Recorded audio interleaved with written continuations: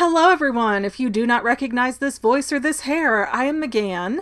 This is There I Read It, where I am going over the Harry Potter books chapter by chapter for the first time ever in my life. So it is a lot of insanity to unravel here. And today we are on chapter 17 of Harry Potter and the Goblet of Fire, which is called The Four Champions. And this is taking place right after Harry's name came out of the goblet, and nobody really understands how that happened. So to get into my notey notes. So the first thing that caught my attention as kind of strange is that McGonagall walks up and whispers something to Dumbledore, and he frowns, and I really don't know what that would be about, unless it was like, no, there's no way that Harry could have cheated. I don't know why Dumbledore frowned, and we don't get any further explanation for what is going on. Because as per usual, I am not a big Dumbledore fan. I feel like he's hiding things. I feel like there's a lot of cards that he's playing so close to his chest that he comes off kind of villainous to me, I guess is the best way to put it. Like, he does not seem like some goofy old headmaster that's just out for the children's best interest. I feel like he has his own game that he's playing, and he's not letting anybody else know what the rules are. But again, this is all happening seconds after Harry's name has come out of the Goblet of Fire, and so everybody is staring at Harry, and Harry is hearing this buzzing noise in his ears. Like, he is...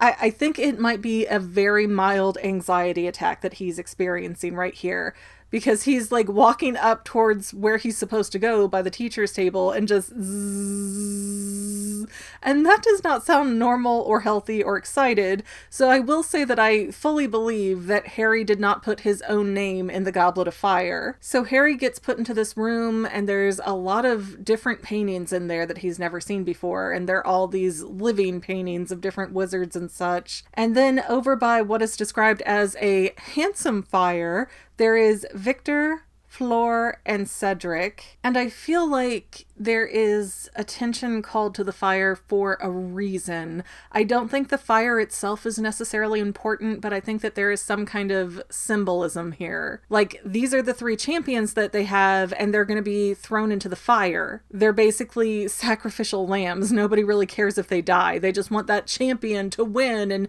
be amazing and be great. So I feel like that big all-consuming fire that's going on in that room has got to be foreshadowing. And then Ludo Bagman steps in, and he goes extraordinary, and then introduces Harry to the trio as the fourth champion. And Fleur Delacour in particular is kind of like, you're joking, right? Like, this is a joke. This isn't right. And I do find it a little bit worrisome that Fleur is the only female competing. And again, I'm not sure if Beauxbaton is an all-female school, or if they just didn't choose any male representatives for their champion, but...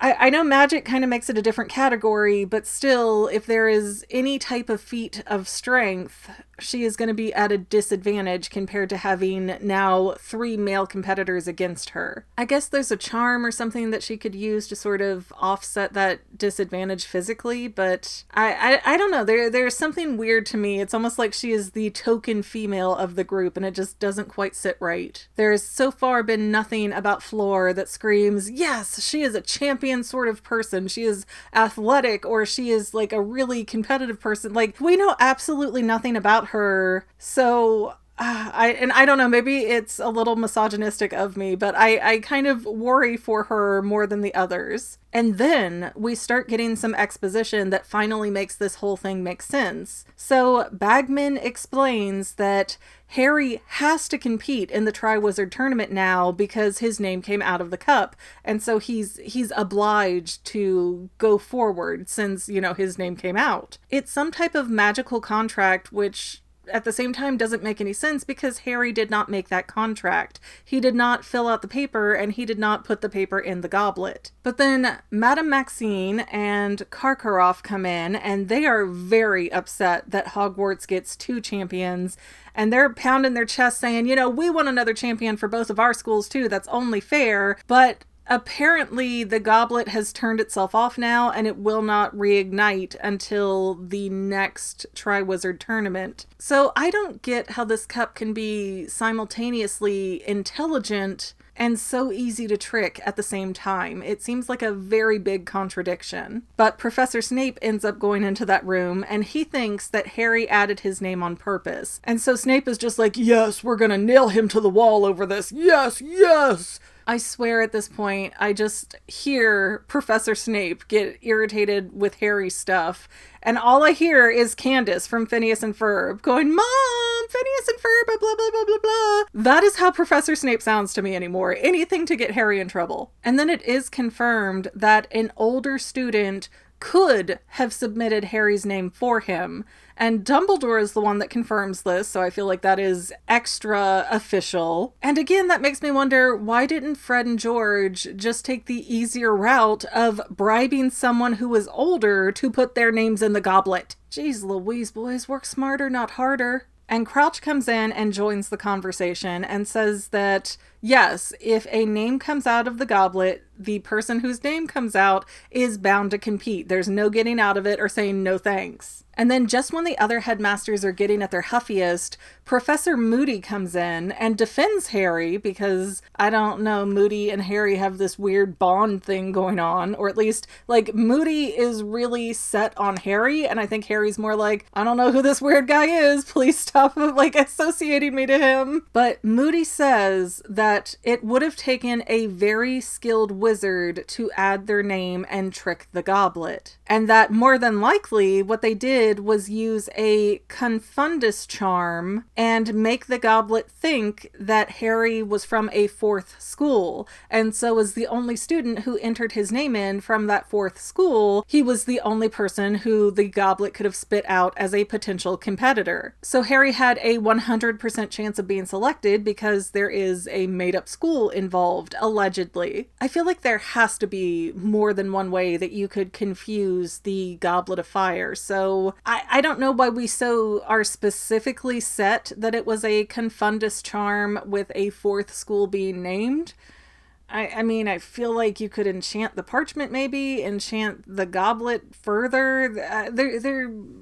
Something is suspicious to me. I'll just say it that way. There is something suspicious that Moody comes in seconds after this happens and he thinks he knows exactly what went down. Oh, and it's finally mentioned Moody's first name is Alistair, and Alistair Moody sort of gets into it with Karkaroff, and he kind of infers that Karkaroff either is or was a dark wizard or affiliated with Voldemort or something in that ballpark. But anyways, back to the actual Triwizard Tournament information that comes out next. The first task is Courage in the Face of the Unknown, and it is a secret. So this task is supposed to happen on November 24th, and the champions are not allowed to get help from their teachers, and they only get to use their wands. Oh, and they also don't have to do the end of the year testing, so good for them, I guess. I guess if they had owls that year, it's just an automatic pass?